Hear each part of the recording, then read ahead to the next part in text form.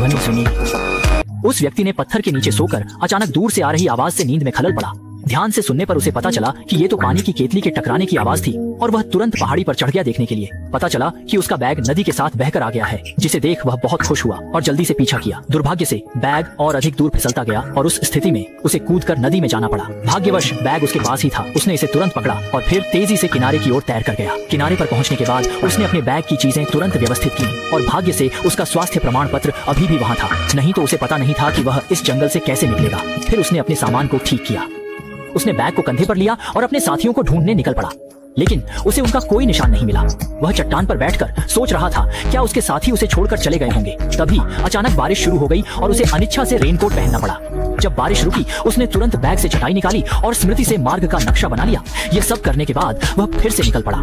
हालांकि उसे ज्यादा दूर नहीं गया था कि रात का अंधेरा विशालकाय जंगल में छा गया और उसे आराम के लिए जगह ढूंढनी पड़ी। उसने जल्दी से कुछ पत्ते इकट्ठा करके पेड़ की जड़ के बीच रखे और फिर ऊपर लेट गया आराम के लिए।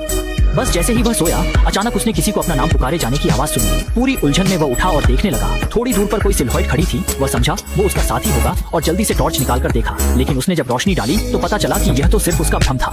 निराशा में वह फिर से लेट गया सोने के लिए, लेकिन जैसे वह लेटा चारों ओर से कुछ जानवर के हिलने की आवाज आई और वह जल्दी से टॉर्च लेकर चारों ओर देखने लगा। उसी समय एक बाघ उसके पास से गुजरा और यह उसे सख्त डरा दिया। वह जल्दी से अपने बैग से आग लगाने वाला सामान निकाल लिया। जब बाघ उसकी ओर धीरे से आ रहा था उसने फास्फोरस पाउडर को तुरंत शुरू कर दिया। अचानक एक बड़ी आग छिड़ी और बाघ को सीधे डराकर भगा दिया और इस तरह वह डर में सुबह तक जीवित रहा। दूसरे दिन सवेरे वह फिर थक कर जंगल में और गहराई में चल पड़ा। अचानक उसने देखा कि थोड़ी दूर पर 2 अंडे हैं जो उसके लिए निस्संदेह स्वर्ग का वरदान थे। वह सीधे उनके पास गया और बिना कुछ कहे उन्हें खा गया। भोजन की ताकत से वह तुरंत सक्रिय हो गया और नक्शे के अनुसार अपनी गति बढ़ा ली। हालांकि वह ज्यादा दूर नहीं गया था कि उसने एक चांदी का सिक्का देखा, परंतु सामने के दृश्य ने उसे हैरान कर दिया।